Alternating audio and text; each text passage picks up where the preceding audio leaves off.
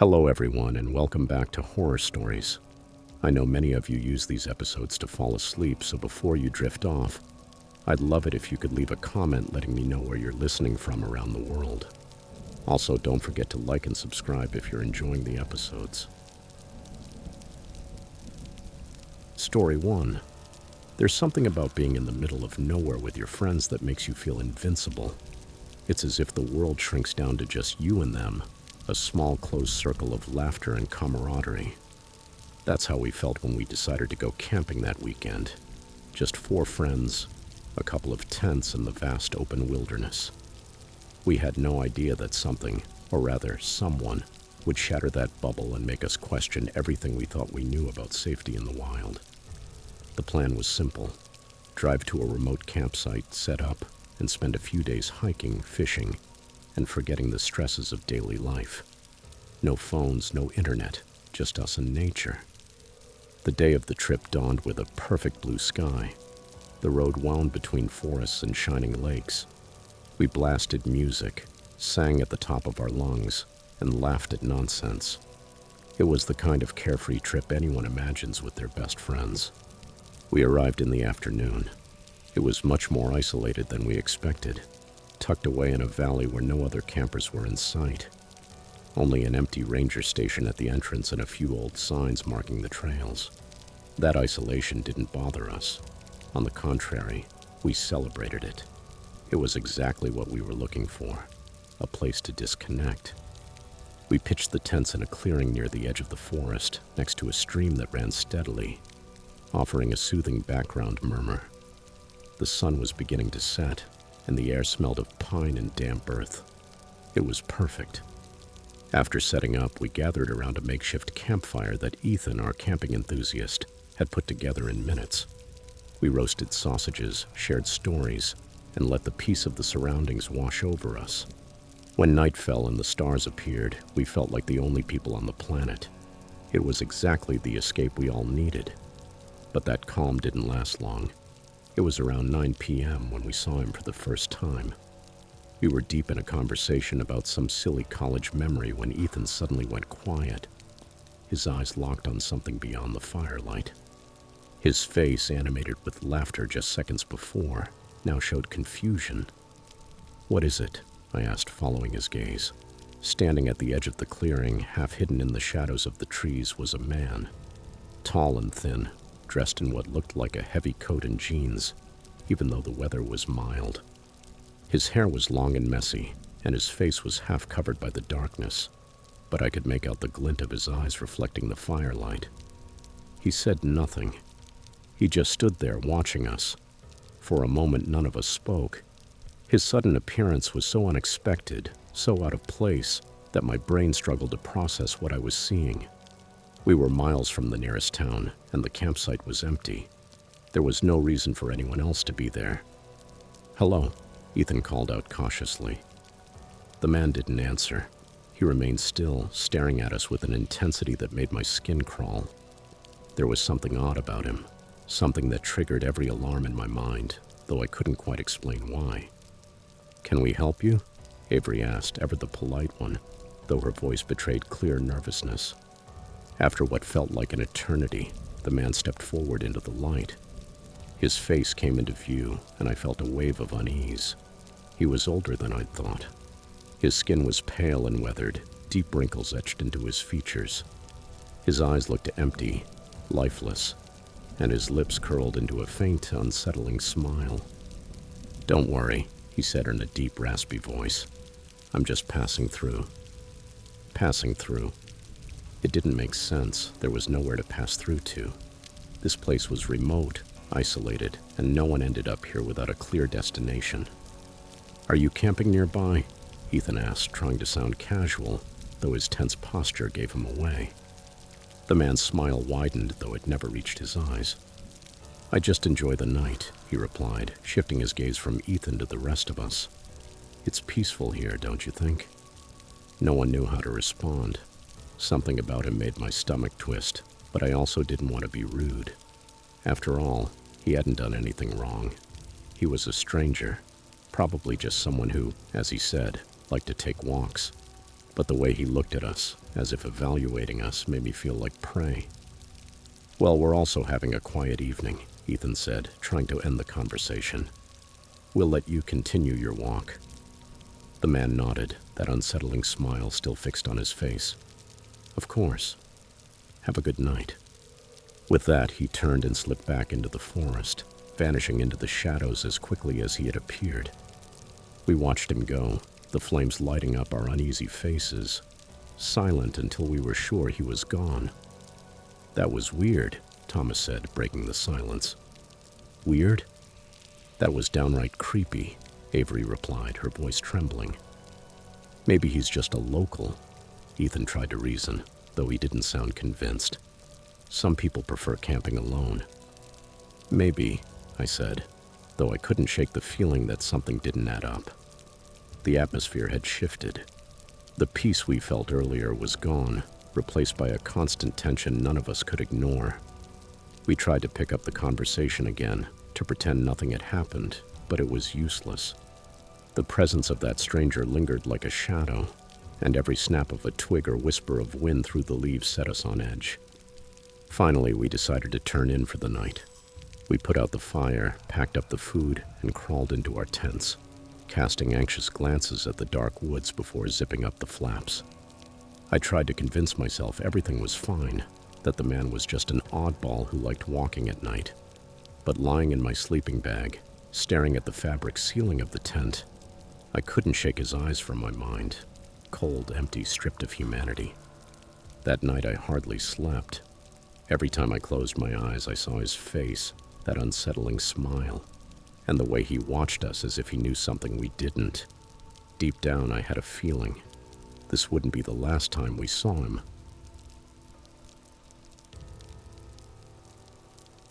Story 2. I had been looking forward to this camping trip, an opportunity to escape the bustle of the city and enjoy quality time with my family. It was supposed to be a simple getaway. Just my wife, our 2 children, and me, surrounded by nature, far from the daily grind.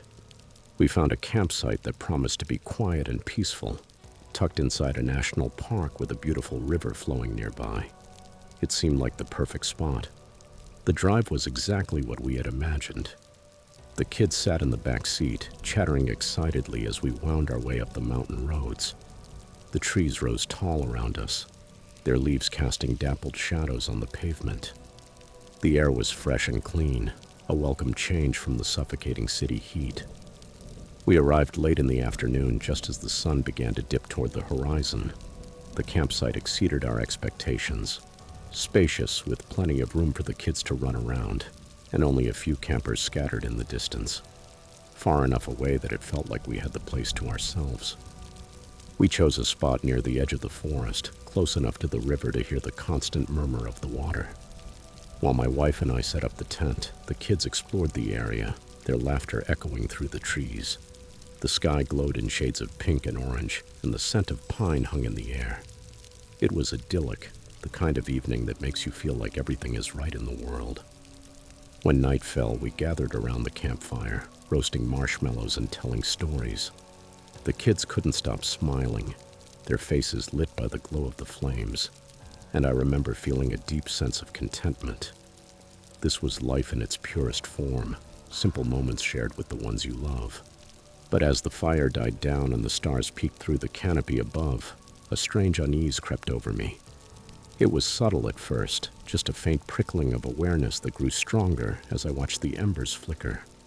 I tried to brush it off, telling myself it was nothing, probably just the natural nerves of being out in the middle of nowhere.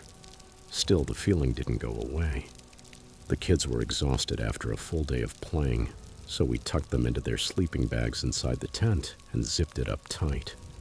My wife and I lingered by the fire a little longer, enjoying the silence, the crackling of the embers, and the whisper of wind through the trees. Everything felt calm, almost dreamlike, until suddenly I heard it, a sound that didn't belong. At first it was barely noticeable, almost blending with the natural noises of the forest, but soon it became clear. Footsteps, slow, deliberate crunching on the gravel path that ran through the campsite.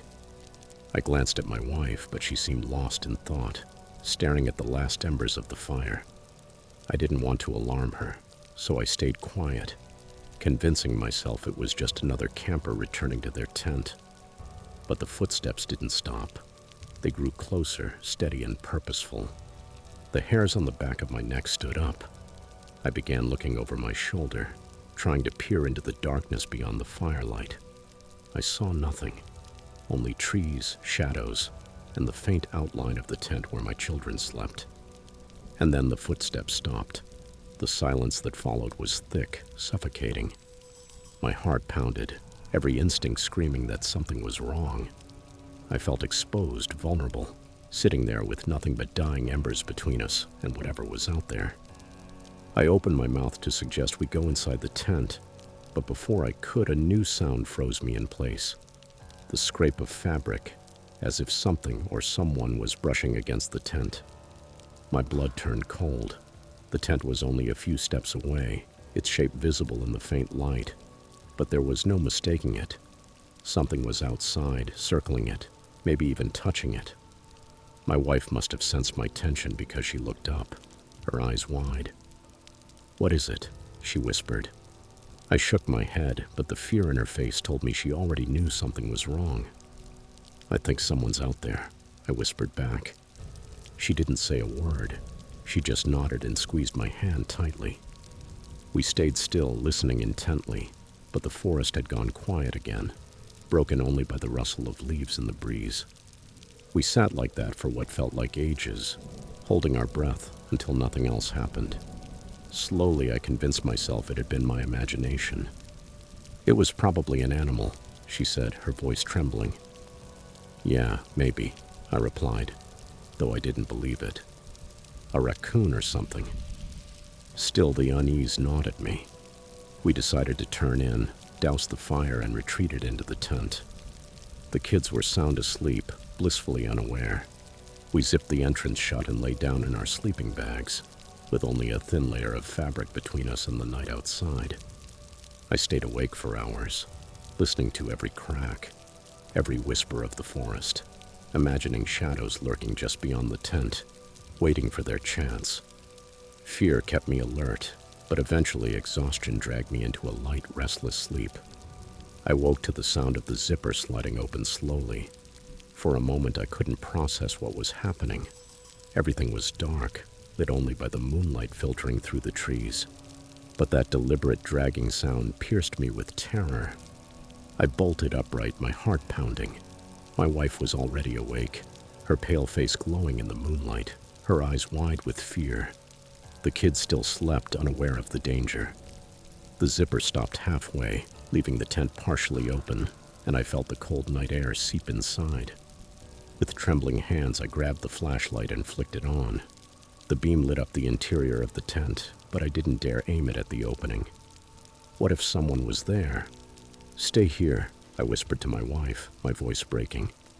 She nodded, clutching my arm, silently begging me not to go. But I couldn't just sit there. Slowly, I turned the flashlight toward the opening. Nothing, just darkness beyond. I let out a shaky sigh of relief. Maybe it really was just a curious animal. I reached for the zipper to close it when I heard it. A whisper, faint but unmistakably human. "Let me in." A chill shot down my spine. The voice was low, raspy, carrying a quiet menace that made my skin crawl. My hands shook as I pointed the flashlight toward the opening, barely able to hold it steady. I saw nothing. The silence filled the tent again, until the whisper returned, closer this time, as if spoken directly into my ear. "Let me in." I felt my wife's nails dig into my arm as she gripped me in terror. The look in her eyes mirrored my own fear. Then, without warning, the tent shook violently, as if something had slammed into it from outside. The kids woke, startled and crying, scrambling out of their sleeping bags. My wife tried to calm them, her voice breaking as she insisted everything was fine, though we both knew it wasn't. The tent shook again, harder this time, the fabric straining against the pressure. Outside, I heard heavy guttural breathing. "Stay here," I ordered, my voice trembling as I grabbed the camping knife from my pack. "Don't go out," my wife pleaded, her eyes overflowing with fear. But I had no choice. I had to protect my family. I took a deep breath, mustering courage, and unzipped the entrance fully. The icy night air hit me as I stepped out. The beam of the flashlight cut through the camp. Everything was silent. The forest felt dead, and the only sound was the hammering of my heart. I swept the light across the area, the trees casting twisted shadows. But there was nothing. No movement, no figure that could have attacked the tent. I was about to turn back when I heard it again. The whisper. "Let me in." It came from the forest. I aimed the flashlight that way, pulse racing, but saw nothing. Only the dense woods, the towering pines, the impenetrable dark. But I knew something was there, hidden, watching me. I backed away slowly, hands shaking, and slipped back into the tent, zipping it shut immediately. My wife and children were huddled together, terror written all over their faces. "We're leaving," I said firmly. We didn't waste a second. We packed our things in frantic silence, the kids too scared even to cry. Their wide eyes locked on us as we worked. I could feel that presence lingering in the dark, watching, waiting. But it didn't move. It didn't make a sound. It simply waited. We finished packing and I grabbed the car keys, my hand trembling so much I could barely hold them. We piled into the car, my wife clutching the children as she scanned the forest. I started the engine. The headlights cut through the night as we sped away, gravel spraying from the tires. The road twisted through the trees, which seemed to close in around us, but I didn't dare slow down. My heart pounded, my mind replaying everything. The voice, the shaking tent, the certainty that something had been watching us. It was like a nightmare made real. We drove for hours, not stopping until we were miles away. Finally, we pulled into a rest area. The kids fell asleep instantly, exhausted from the ordeal. My wife and I sat in silence, the weight of what had happened pressing down on us. "What was that?" she finally whispered. I shook my head, unable to answer. I didn't know. I still don't. But one thing I know for certain. There was something out there, something that didn't belong to this world, something that wanted to get in. And I also know we were lucky to escape. I don't want to imagine what would have happened if we had let it in, and I hope I never have to find out.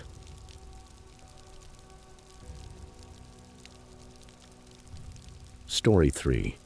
Finding the perfect place to camp brings a unique thrill. A spot that feels pristine and untouched, where you can completely disconnect and soak in the natural surroundings. That was exactly what we were looking for when we set out on that trip. We wanted to escape the noise, the crowds, and the constant hum of technology. We craved solitude, calm, and the chance to reconnect with ourselves and with each other. And we found that place, or at least we thought we did. It was late summer, one of those warm golden days when you feel like you're living inside a postcard. We decided on a weekend getaway to a remote lake we'd heard about by word of mouth. They said it was beautiful, surrounded by dense forest and far from the nearest town. The kind of place that seems to exist just for you, hidden from the rest of the world. The drive was long, taking us deeper into the mountains than we'd ever gone. The road changed from asphalt to gravel and then to dirt, winding through thick clusters of pines and birches. The air grew cooler and cleaner, and the scent of the forest filled the car. We parked at the edge of a small clearing where the trees opened just enough to give us a view of the lake. It was perfect. Calm still, the water's surface reflecting the sky like a mirror. There wasn't a soul in sight, just the four of us and nature. We set up the tents very close to the shore, unloaded our gear, and settled in for what we imagined would be a peaceful weekend. The lake was serene. It felt like we had crossed into another world, far from the chaos of daily life. The first evening was everything we'd hoped for. We cooked dinner over the fire, shared stories, and watched the sunset over the lake as the sky shifted from orange to pink and then to a deep purple. The stars appeared one by one until the sky became a blanket of glittering lights. It was the kind of night that makes you feel small in the best possible way, like you're part of something much bigger. We stayed up late talking and laughing, the fire crackling between us. A sense of fullness washed over us, of this is right, as if we had found something special. We were disconnected from the world but connected to each other, to nature and to something deeper. Still, as the fire dwindled and the night grew colder, I couldn't shake a prickling at the back of my neck, a persistent feeling that something wasn't quite right. It wasn't anything concrete, just a vague unease that made me glance over my shoulder, trying to see beyond the circle of light. I told myself it was nothing. We were miles from anywhere, and out there were only trees and animals. What could go wrong? The next morning dawned clear and bright, the lake sparkling in the early light. We woke refreshed, and the discomfort of the previous night faded under the sun. We spent the day exploring the area, walking along the shore and swimming in the cool, clear water. It was exactly what we had dreamed of, a perfect escape. But as the day went on, little things began to feel off. The forest, which had seemed welcoming the day before, now felt somehow darker. The trees seemed to close in around us, their shadows stretching long. The birds, which had filled the air with song, fell silent, leaving an unsettling stillness hanging over the lake. I tried to ignore it, telling myself it was my imagination, but the unease returned stronger this time, gnawing at the edges of my mind. That evening we sat around the fire again. The sky deepened to a rich blue as the sun disappeared. Mark had gone back to the tent for a jacket while the rest of us talked, the firelight casting shadows on our faces. When Mark returned, he was different. His posture tense, a stiffness in his gaze that hadn't been there before. He didn't say anything. He sat down and stared at the flames, distant. "Everything okay?" I asked, trying to sound casual. Mark hesitated, then nodded. "Yeah, it's just, I thought I saw something in the woods." "Probably nothing." The way he said it made my skin prickle. "What did you see?" He shook his head, forcing a smile that didn't reach his eyes. "I don't know. Probably a deer or something. It's nothing." But his tone betrayed him, and I didn't believe it either. We tried to move past it and enjoy the evening like the night before, but the atmosphere had changed. Conversation turned stiff, forced, and every snapping twig or rustling leaf made us jump. Emily suggested turning in early. No one objected. We doused the fire and crawled into the tents. As I settled into my sleeping bag, anxiety gnawed at my stomach, keeping me from letting go. The forest, silent hours earlier, was now alive with sound. Twigs cracking, leaves shifting, the distant hoot of an owl, and beneath it all, something else.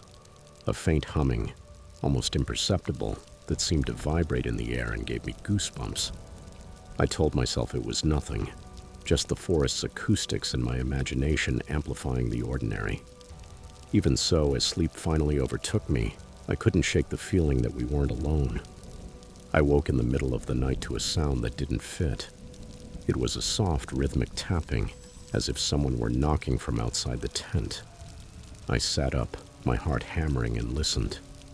The tapping continued, steady and deliberate, on the side of the tent closest to the forest. "Sarah," I whispered, shaking her. "Do you hear that?" She stirred, groggy. "Hear what?" The tapping stopped. Only silence remained, the kind that makes your ears ring. I was about to think I'd imagined it when it came again, clearer and more insistent. Sarah sat up abruptly, her eyes wide with fear. "What is that?" "I don't know," I said, my voice shaking, "but it's coming from outside." We froze, listening. The sound was intentional, as if someone or something wanted to get our attention. My mind filled with possibilities, none of them good. I fumbled for the flashlight with trembling hands and switched it on, lighting the inside of the tent. "Should we look?" Sarah asked, barely above a whisper. I hesitated. Every instinct screamed at me not to go out, to ignore it. But curiosity, the need to know what was there, won out. "Stay here," I whispered, sounding more confident than I felt. "I'm going to check." Before she could protest, I unzipped the flap just enough to poke my head out. The night was dark, but the moonlight made it possible to see. I aimed the beam toward the source of the sound, my heart in my throat. Nothing, just the forest, silent and still. I stepped out of the tent. The cold air bit at my skin. I swept the light across the campsite. The ring of firestones, the chairs, the other tent where Mark and Emily were sleeping. Everything was as we'd left it, except for one strange thing. Their tent flap was open, the zipper undone, fluttering slightly in the breeze. "Mark, Emily," I called, my voice unsteady. Silence. I moved closer, shining the flashlight inside. My stomach knotted. The tent was empty. Their sleeping bags were there, the blankets rumpled as if they'd just gotten up, but there was no sign of them. "Sarah, come out," I shouted, louder this time. She rushed out, pale. "What is it?" "They're gone," I said, my voice hollow. "Mark and Emily are gone." We searched the campsite, calling for them again and again, our voices fading into the trees. Nothing. No sign of where they'd gone. Panic hit us full force. We were in the middle of nowhere, alone, with no idea what had happened to them. We grabbed our things in a frenzy, not folding anything, shoving the essentials into our packs. "We have to go," Sarah said, her voice breaking. "We need to get help." I didn't argue. The fear in her eyes was mine too. We didn't know what had taken Mark and Emily, but we knew we had to get out of there. We abandoned the campsite in a rush, the darkness closing in as we followed the path toward the car. The forest, peaceful a day before, now felt threatening. Every shadow seemed to hide danger. At the car, the keys fumbled in my hand. It took me a moment to hit the lock. We tossed the packs into the back seat and climbed in. The cold air inside was a relief from the suffocation of fear. I turned the key. Nothing. The engine wouldn't start. I tried again. Silence. Panic sliced through me, my mind projecting the worst. The car had been fine when we arrived. There was no reason it shouldn't start now. Come on, I muttered, trying again and again. Nothing. "What now?" Sarah asked, on the verge of tears. I had no answer. We were miles from the nearest town with no signal, no way to call for help. Going back to the campsite, spending another night there was unthinkable. "We have to walk," I finally said, the words heavy in the air. "Find help." Sarah nodded, ashen but without protest. We took only what we needed and started down the dirt road, the darkness pressing in on all sides. The night was mute, only our footsteps crunched on the gravel. Every so often I thought I heard something, a faint brush among the trees, a whisper carried by the wind. I kept looking back, my heart in my mouth. Nothing. We walked for hours, feeling like the road stretched on without end. The forest seemed to close in tighter, the trees leaning over us like silent sentinels. The weight of the darkness pressed on our chests, making it hard to breathe, hard to think. Just as I began to lose hope, we saw it. A light, faint and distant, flickering through the trees. "Look," Sarah said, her voice caught between hope and fear. "Someone's there." I didn't know if it was good, but it was all we had. We quickened our pace toward the light, our steps speeding up without our noticing. I feared it might be a trap, like a lantern hung in the middle of the path. But as we drew closer, I understood it wasn't. The light came from a wooden cabin, the unmistakable glow of electric bulbs cutting through the gloom. It was a ranger station. I squeezed Sarah's hand, and we broke into a run, stumbling over branches, our breath in tatters. Relief washed over me like a wave as we neared. I let myself believe that we were finally safe. I pounded on the door with what strength I had left, my knuckles aching and my voice hoarse from shouting. After a moment, the door opened and a ranger appeared, looking at us with a mix of surprise and concern. He was an older man, weathered, tired-looking, but in that instant he was the most reassuring sight in the world. "What's going on?" "Are you okay?" he asked, steady-voiced, though his eyes scanned us, taking in our panic. "We need help," I managed between breaths. "Our friends, they've disappeared. We were camping by the lake and they vanished." The ranger's expression darkened, but he didn't ask questions. He stepped aside for us to enter. Inside, the station's warmth wrapped around us, and I felt my body begin to loosen. Sarah sank into a chair, pale, tears streaking her cheeks. I tried to catch my breath. The man offered us water and sat across from us, his face serious. "Tell me everything," he said quietly. We told him what had happened as faithfully as we could, though it felt like trying to explain a nightmare still in progress. The tapping on the tent, Mark and Emily's tent flap open, their disappearance. As I spoke, I watched the ranger's face, expecting skepticism. Instead, I saw something else, recognition.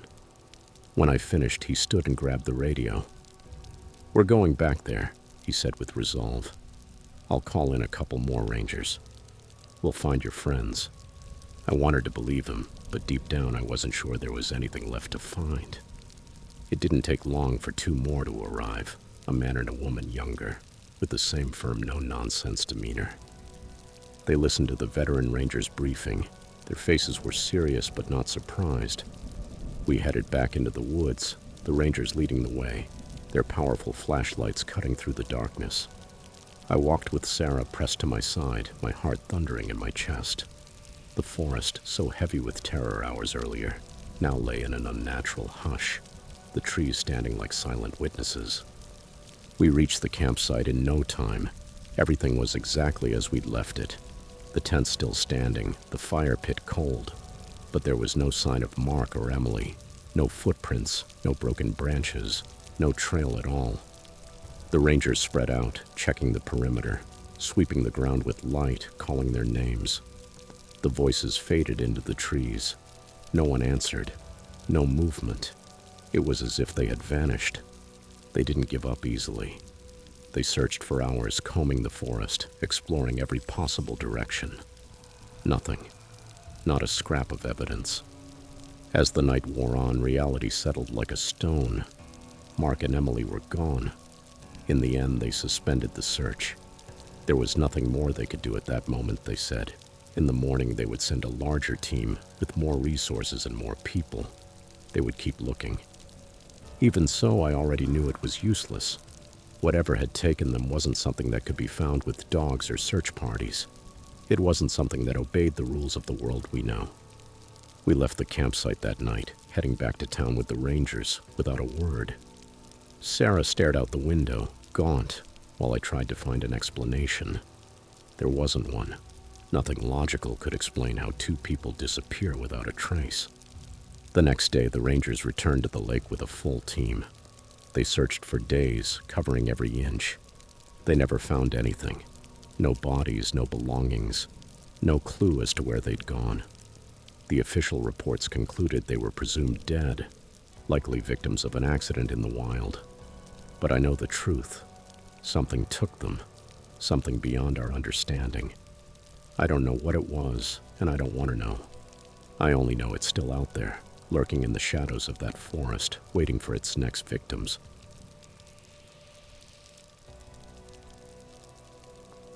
Story 4. We had been planning this trip for weeks. 4 friends looking for a bit of adventure before summer ended, and each of us headed off to different universities. The idea was simple. Find a remote campsite, disconnect from the world, and spend a couple of nights under the stars. It was supposed to be fun, a break from the monotony of everyday life. But now, sitting here trying to piece together what happened, I can't help wondering if we made a terrible mistake.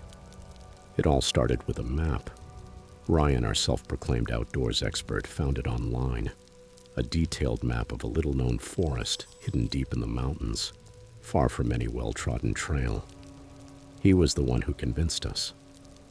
"They say it's haunted," he said with a grin, holding the map up like a trophy. "Up for a little ghost hunting?" I wasn't much of a believer in ghosts, and I'm pretty sure the others weren't either. But the idea of exploring a cursed forest had a certain appeal, especially since we were looking for something different, something exciting. We laughed it off, teased Ryan about his love for macabre stories. But in the end, we agreed. At the very least, it would make a great story. The drive to the forest was uneventful. The road cut through groves that grew denser the farther we went. The sun was high, filtering mottled light through the treetops, and the air smelled of pine and earth. It was peaceful, almost idyllic, and I remember thinking the whole haunted forest thing was ridiculous. We left the car at the forest's edge, where the road ended in a small clearing. From there, everything would be on foot. We hoisted our packs, checked the map one more time, and headed down the trail. It was narrow, little more than a track weaving between trunks. The deeper we went, the quieter it got. The sounds of the outside world faded until only the whisper of leaves and the crunch of our boots on dirt remained. Ryan led the way. Behind him were Jess and me, and Matt brought up the rear, his laid-back attitude keeping the group's spirits up. We joked and laughed as we walked, the kind of easy banter that happens between lifelong friends. But when the sun began to dip, casting long shadows over the forest floor, the mood started to change. It started with the feeling of being watched. I'm not sure exactly when it began, but at some point on the hike I started to feel uneasy. At first it was subtle, a hunch that something wasn't right.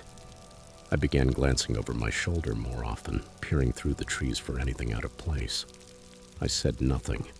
I chalked it up to nerves or maybe the creepy vibe of the place. But as we continued, the feeling grew stronger, more insistent. Then as we rounded a bend in the trail, I saw it. Just ahead, etched against the fading light, a figure stood among the trees. It was barely visible, little more than a shadowy outline, but it was there. My heart lurched. I froze, staring, trying to make sense of what I was seeing. "Did you see that?" I asked, my voice shaking. The others stopped and looked where I pointed, but by the time they did, the figure was gone. "See what?" Ryan asked, scanning the area. "There was someone," I said, pointing. "Right there, between the trees." Matt laughed, but it was a nervous laugh, the kind you give when you don't know if something is a joke. "You're seeing things. It's getting dark and your mind's playing tricks on you." I wanted to believe him, but I knew what I'd seen. Someone or something had been there, watching us. Still, they let it pass and we kept moving, though the unease stayed with me. When the sun sank below the horizon and the forest went black, the idea that we weren't alone never left my mind. We set up camp in a small clearing, an open patch of ground ringed by towering trees.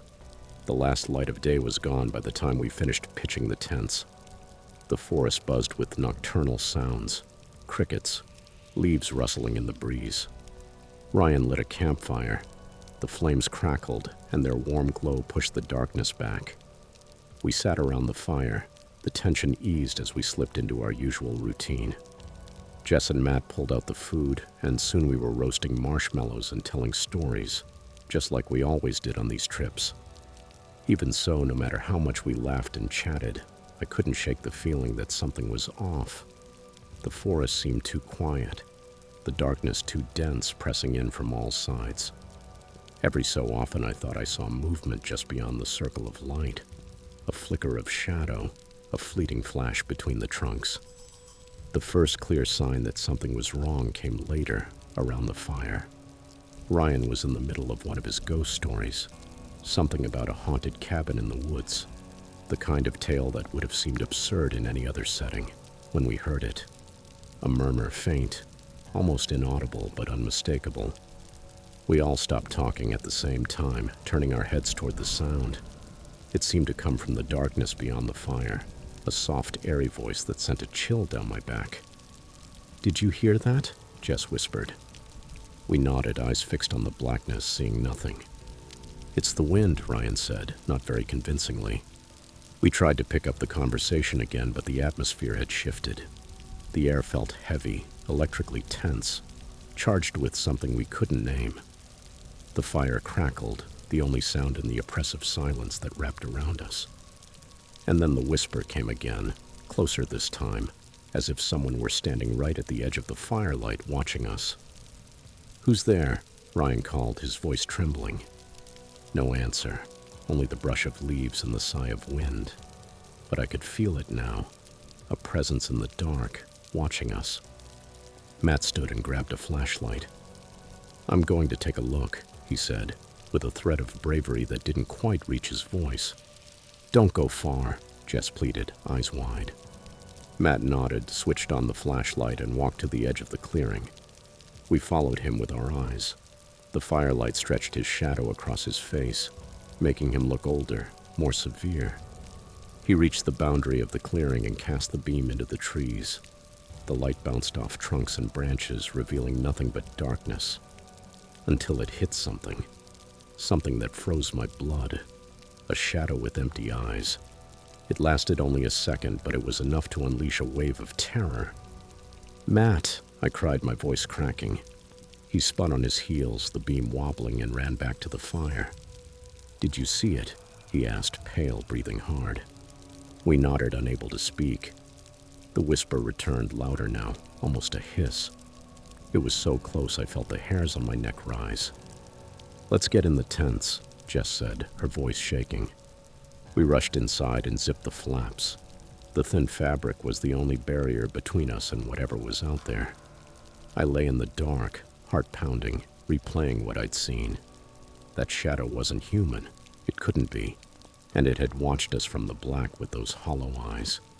And the whisper, it wasn't the wind. It was something else, something that didn't belong to this world. I didn't sleep that night. None of us did. The next morning, the forest felt different. Sunlight filtered through the branches, painting mottled shadows on the ground. But the comforting warmth of dawn was missing. The air was thick, oppressive, and the feeling of being watched persisted even in broad daylight.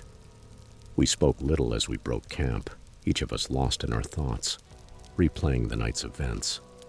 Ryan tried to downplay it, joking that we'd let a couple of little noises spook us, but his laugh sounded hollow, forced.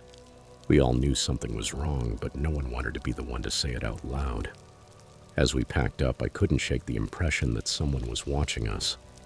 My eyes kept drifting to the edge of the clearing, to the exact spot where Matt had seen that face. The memory sent a shiver through me, and I found myself scanning the forest for any movement. Nothing. Just a silence that made my skin crawl. "We should go," Jess said quietly, breaking the hush. We all nodded. A tacit fear settled over us like a blanket. The idea of spending another night there was unbearable. We felt the urgency to leave, to put as much distance as possible between us and that place. We took to the trail. As we went, the unease grew. The forest seemed to close in, branches stretching over our heads like bony fingers. The silence was crushing. Only our footsteps sounded, and now and then the brush of a leaf. Rounding another bend, we saw it, a figure planted in the middle of the path, blocking the way. My heart leapt. I recognized the same face from the night before, pale and twisted with empty eyes that seemed to pierce the soul. The figure remained motionless, watching us. Ryan reacted first. "Who are you?" he shouted, his voice shaking. The figure didn't answer, didn't move. It only stared with those hollow eyes. And slowly it began to dissolve, fading like smoke into the air. I blinked, incredulous. 1 second it was there, the next it was gone, leaving the path empty. "What the hell was that?" Matt whispered, trembling. None of us had an answer. We stood there for a while, rooted to the spot, staring at where it had been, trying to make sense of it.